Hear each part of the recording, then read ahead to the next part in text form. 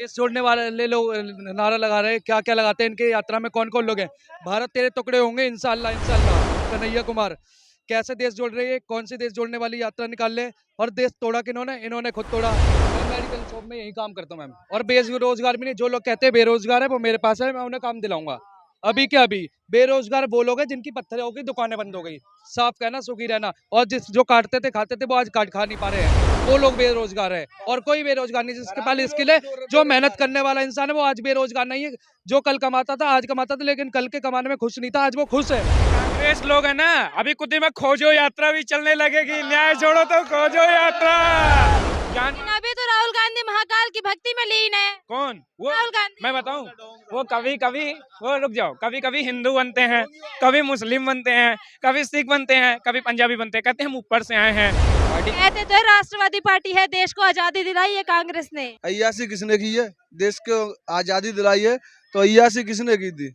आजादी दिलाई भगत सिंह ने, गॉडसे ने। गोडसे ने? हाँ, गोडसे ने आजादी दिलाई। महात्मा गांधी और 2-4 साल जिंदे रह जाते ना तो देश का बेड़ा गर्क कर जाते अपनी अय्यासी की खातिर। तो कहती है कि हमारा परिवार निकल गया देश का। परिवार परिवार देखिए कांग्रेस ने क्या किया, ऐसे आलोचना नहीं करता हूं। देखो अब आप पाकिस्तान बनाया मुसलमानों के लिए, बांग्लादेश बनवाया मुसलमानों के लिए, 370 लगाई मुसलमानों के लिए, अल्पसंख्यक कानून बनाया मुसलमानों के लिए, ऑल इंडिया पर्सनल लॉ लाए मुसलमानों के लिए, अल्पसंख्यक मंत्रालय लाए मुसलमानों, वक्फ बोर्ड बनाया मुसलमानों के लिए, भारत के टुकड़े करवाए सिर्फ धार्मिक के आधार पे। धारा 370 इसलिए लगाई थी कि उनको पता था कि एक दिन शेख अब्दुल्ला को मुख्यमंत्री बनाना पड़ेगा कश्मीर का।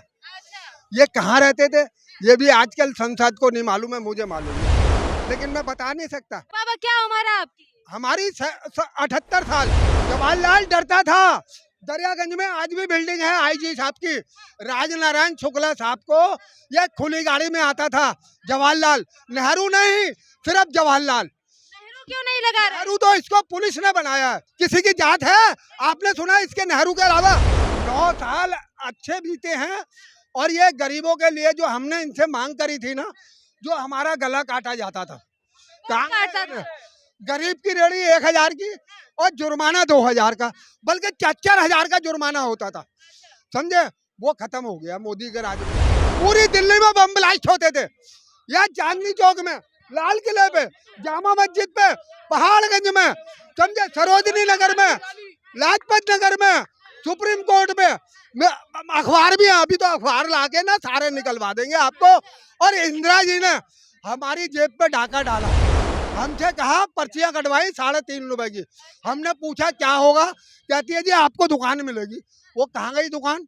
राजीव गांधी आ गया, उसने जी तो कहते थे गरीबी हटाना है देश। बात सुनिए, गरीबी गरीबी गरीबी का नारा लगा के गरीबों को ही हटाया इन्होंने, गरीबों को और गरीब बनाया। मोदी के राज में देश में तानाशाही चल रही है।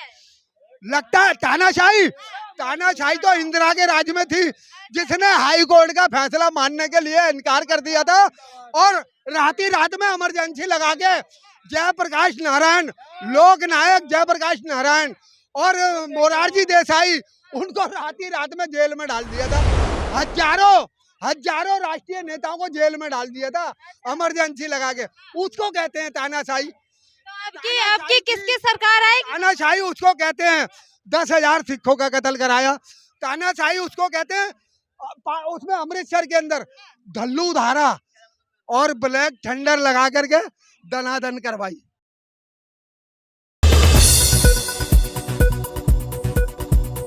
देशभक्त तो केजरीवाल जी कह रहे हैं जो बीजेपी मोदी मोदी करेगा वो अंधभक्त है, जो विपक्ष के साथ जाएगा वो देशभक्त। एक बात बोलूं, कहा गया अंधभक्त और सही, लेकिन जो चमचा होता है ना, चमचा हमें सही नहीं लगता। चमचा कौन है? चमचा बताइए कौन है? कौन है? पप्पू का चमचा होता है, राहुल गांधी का चमचा होता है, केजरीवाल का चमचा होता है, अखिलेश यादव का चमचा होता है, वो चमचा होता है। मोदी का कम से कम भक्ति तो कर रहा है यहाँ पे। मोदी आएगा 400 पर, और उसके बाद योगी आदित्यनाथ जी बैठेंगे, वो बैठ जाएंगे, तब कितना बड़ा होगा। पार्टी कहते तो राष्ट्रवादी पार्टी है, देश को आजादी दिलाई है कांग्रेस ने। उससे ज्यादा लूटा भी तो है उन्होंने। अय्यासी किसने की है? देश को आजादी दिलाई है तो अय्यासी किसने की थी? अय्याशी किसने की है? हाँ, कांग्रेस पार्टी तो कहती है हमारी, प्रियंका गांधी कहती है हमारी दादी, मेरे पिताजी इस देश के लिए खून बहा के चले गए हैं।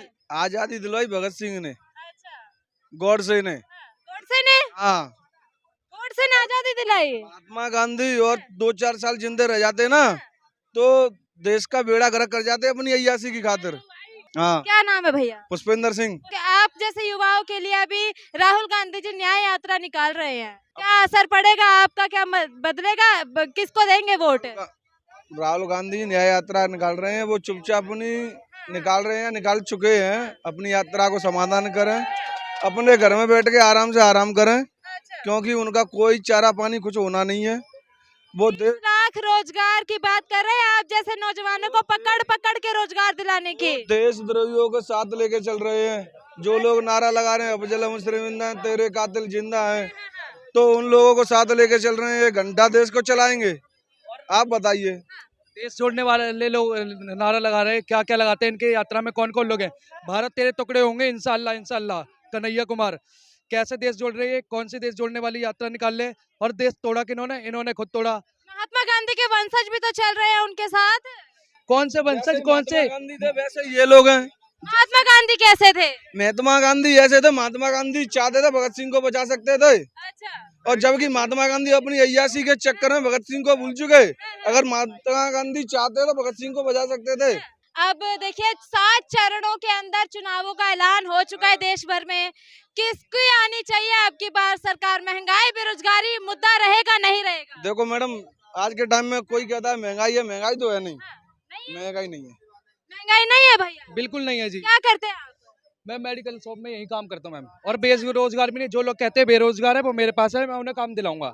अभी क्या अभी बेरोजगार वो लोग हैं जिनकी पत्थरों की दुकानें बंद हो गई। साफ कहना, सुखी रहना। और जो काटते थे खाते थे वो आज काट खा नहीं पा रहे हैं, वो लोग बेरोजगार है। और कोई बेरोजगार नहीं जिसके पास स्किल है, जो मेहनत करने वाला इंसान है वो आज बेरोजगार नहीं है। जो कल कमाता था आज कमाता था, लेकिन कल के कमाने में खुश नहीं था, आज वो खुश है। कह रहे हैं मनमोहन सिंह की सरकार में 400 रुपए के सिलेंडर मिलते थे, तब अपनी स्मृति ईरानी कंधों पे सिलेंडर लेके पहुंच जाती थी। 2013 में आप सिलेंडर का रेट चेक करिए कितना था, 450 रुपए का। 2013 में 450 नहीं था, जो लास्ट में था वो 2000 जब मनमोहन सिंह की सरकार थी 719 रुपए का था तब। और अब कितना है वो देख लीजिए। लेकिन 1200 रुपए का सिलेंडर है। तो 700 रुपए की सिलेंडर लेते थे, 4-4 दिन उन्हें कॉल करते थे, आते नहीं थे। आज चौथे फ्लोर पे चढ़ा के जाते हैं और मिनटों में सिलेंडर आता है घर पे। उसकी देखिए ना आप। तो स्मृति ईरानी अब कहाँ चली गई? वो अब अपने कंधों पे सिलेंडर लेके नहीं आती है महंगाई की बात करने। अगर स्मृति ईरानी की बातें करोगे, स्मृति ईरानी तो वहां पे भी गई थी, तब बोलने वाला कोई नहीं था। जो इस्लामिक कंट्री में नारा खिलाया था, उस चीजों को बोलने वाला कोई नहीं था। भारत से पहला युवा, पहली इंसान गई थी साड़ी पहन के, जब कोई नहीं बोलने वाला था। आज स्मृति ईरानी की लोग बात करते हैं। कांग्रेस ने क्या किया? ऐसी आलोचना नहीं करनी चाहिए कांग्रेस की। पूरी लिस्ट बना के बैठा हूं मैं, देखो तुम्हें पढ़वाता हूँ मैं कांग्रेस की आलोचना। कांग्रेस तो कहती है कि हमारा परिवार निकल गया देश का। परिवार परिवार देखिए कांग्रेस ने क्या किया। ऐसे आलोचना नहीं करते हो, देखो अब आप कांग्रेस ने क्या किया। पाकिस्तान बनाया मुसलमानों के लिए, बांग्लादेश बनवाया मुसलमानों के लिए, 370 लगाई मुसलमानों के लिए, अल्पसंख्यक कानून बनाया मुसलमानों के लिए, ऑल इंडिया पर्सनल लॉ लाए मुसलमानों के लिए, अल्पसंख्यक मंत्रालय लाए मुसलमानों, वक्फ बोर्ड बनाया मुसलमानों के लिए, भारत के टुकड़े करवाए सिर्फ धार्मिक के आधार पे। और क्या नाम है बाबा? चंद्रमोहन कश्यप। क्या करते हैं? धारा 370 किस लिए लगाई थी? इसलिए संसद में बैठे हुए हैं ना नेता, इनको भी नहीं मालूम है। धारा 370 इसलिए लगाई थी कि उनको पता था कि एक दिन शेख अब्दुल्ला को मुख्यमंत्री बनाना पड़ेगा कश्मीर का। ये कहाँ रहते थे ये भी आजकल संसद को नहीं मालूम है, मुझे मालूम है, लेकिन मैं बता नहीं सकता। बता नहीं सकता, आपको ले जा सकता हूँ। कहाँ था उस के मकान में, शेख अब्दुल्ला के मकान में सन 71 में जब ये डीडीए आ गई थी, 10 साल मकान इसका खंडर पड़ा रहा। बाबा क्या उम्र है आपकी? हमारी 78 साल। 78 साल तो बाबा आपने कांग्रेस का भी शासन देखा है 50-60 साल का, और मोदी का भी शासन देखा है। डरता था, जवाहरलाल डरता था। दरियागंज में आज भी बिल्डिंग है आईजी साहब की, राजनारायण शुक्ला साहब को ये खुली गाड़ी में आता था जवाहरलाल, नेहरू नहीं, सिर्फ जवाहरलाल। नेहरू क्यों नहीं लगा रहा? नेहरू तो इसको पुलिस ने बनाया है, नेहरू पुलिस ने बनाया है, ये नेहरू नहीं था। किसी की जात है आपने सुना इसके नेहरू के अलावा? या किसी ने इनको पदवी दी है? पदवी दी है इनको, किसी ने नेहरू बनाया, किसने बनाया? अच्छा बाबा देखिए, ये तो पुरानी बातें रही। 9 साल अच्छे बीते या जो पिछले कांग्रेस के साल थे वो भी अच्छे थे? 9 साल अच्छे बीते हैं, और ये गरीबों के लिए जो हमने इनसे मांग करी थी ना, जो हमारा गला काटा जाता था, काटता कांग्रेस ने गरीब की रेहड़ी 1000 की और जुर्माना 2000 का, बल्कि 4000 का जुर्माना होता था, समझे? वो खत्म हो गया मोदी के राज में। और दूसरी चीज, कहते हैं मोदी के राज में गरीब और गरीब हो गया, अमीर और अमीर हो गया। कोई गरीब नहीं हुआ मोदी के राज में बेटा। 10-10 हजार रुपए का फोन जरा से बच्चे लेके घूम रहे हैं। और जवाहरलाल तो डाकू था। अगर ये डाकू नहीं था, अगर ये कोई नहीं, अरे सुनिए, अगर आप नहीं मानते इसको, तो कांग्रेस का कोई भी प्रवक्ता आकर के, जो जवाहरलाल ने हमें रोटी खिलाई है, वो जब हमने जवाहरलाल के टाइम में खाई है रोटी, तो आज भी हम उस रोटी को खा सकते हैं। अच्छा, वर्तमान में राहुल गांधी जी को जानते हैं? हाँ, खूब अच्छी तरह। कैसे लगते हैं? हमारे को डाकू पूरी दिल्ली में बम ब्लास्ट होते थे। या चांदनी चौक में, लाल किले पे, जामा मस्जिद पे, पहाड़गंज में, समझे, सरोजनी नगर में, लाजपत नगर में, सुप्रीम कोर्ट में, अखबार भी है, अभी तो अखबार लाके ना सारे निकलवा देंगे आपको। और इंदिरा जी ने हमारी जेब पे डाका डाला, हमसे कहा पर्चियां कटवाई 3.5 रुपए की।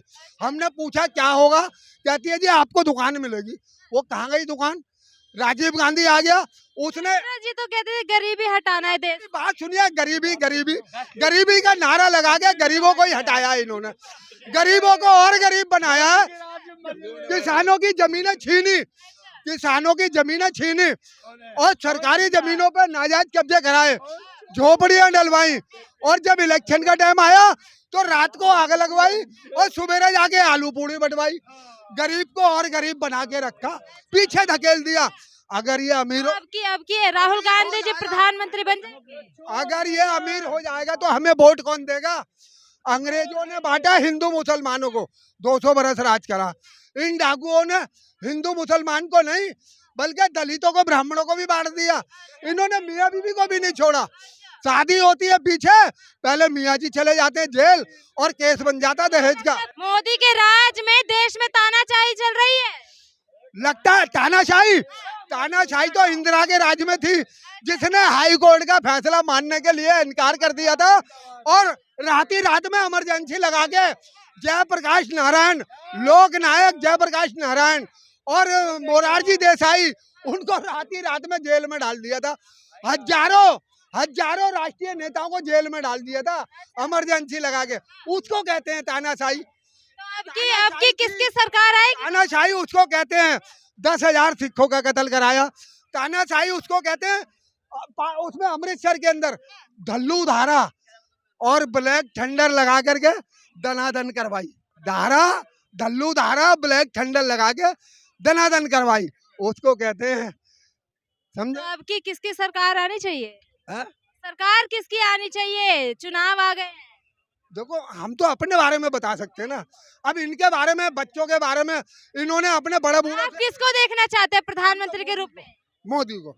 हम कहने पे हम मोदी को देखना चाहते हैं। मोदी को क्यों? मोदी को क्यों? जो शराबी थे ना, जिनके घरों में, जिन औरतों के घरों में शराबी थे, जो औरतों की कमाई छीनते थे, आज उनकी कमाई उनके बच्चों के भविष्य के लिए वो जो बैंकों में जमा करती हैं, पहले खाते नहीं खुलते थे, आज उनके पैसा 38,000 करोड़ रुपया उन महिलाओं का जमा है बैंकों में। और बेचारी भोली भाली महिलाओं को अभी ये भी नहीं मालूम कि इस पैसे का हम फायदा क्या उठाएं। क्यों? कि बैंकों में जो उनका पैसा जमा है ना, उन्हें नहीं पता कि राम मंदिर का कोई असर पड़ेगा चुनावों पे। पहले सुनिए, उस पैसे के अगर वो FD में करा दें तो उनका पैसा दुगना नहीं बल्कि चौगुना हो गया होता 9 साल के अंदर। तो बाबा करते क्या है? करते क्या है आप? हमने सारी जिंदगी चम्मच चलाई है, छोले बेचे, अंगूठा टेक है, लेकिन इन डाकुओं से लड़ते रहे। यहाँ पर चांदनी चौक में ट्रेन चलती थी, एक आने में दिल्ली घूमते थे, जवाहरलाल बेच के खा गया। इंदिरा गांधी सड़कों के ढाई बन के पत्थर बेच के खा गई। बिजली के खंभे अभी चावड़ी बाजार बरसाबुला में लगे हुए हैं, बिजली के खंभे लोहे के डबल गाटर वाले, बीच में एंगल लगा हुआ, वो लोहा बेच के खा गई। बदरपुर इससे बहुत खफा है। बदरपुर का पहाड़ बेच के खा गई, तुगलकाबाद का पहाड़ बेच के खा गई, DTU की बसें बेच के खा गई, सड़कों के पत्थर खा गई। समझे, पूरे देश को इन्होंने लूटा ही लूटा है। सन 57 में बाढ़ आ गई यहाँ, कोरिया पुल पे पानी आ गया, जमुना का पूछता नहीं था। इस कोरिया पुल पे पानी आ गया, जवाहरलाल को 3 साल लग गए प्रस्ताव पास करने के लिए। 400 पार हो जाएगा अब। सुनिए, जब प्रस्ताव पास हो गया, इसने क्या करा, शांति वन पे जहाँ इसकी कवर बनी हुई है ना, यहाँ गरीब किसानों की झोपड़ियों में रात को 2 बजे आग लगवा दी। और किशन चौधरी की डेयरियां थी 3 भैंसों की, सैकड़ों भैंसें मारी गई, किसानों के बच्चे मारे गए। उस टाइम तो ऐसा था, एक पुलिस वाले से पूरा इलाका गलियां खाली हो जाती थी जब हमारे चावड़ी बाजार में आता था। समझे, वो लोग शोर मच जाता था, अबे पुलिस वाला आ गया, अबे पुलिस वाला आ गया। 4 आदमी नजर नहीं आते थे, ये चाहता तो 2 आदमी भेज के जगह खाली करा लेता।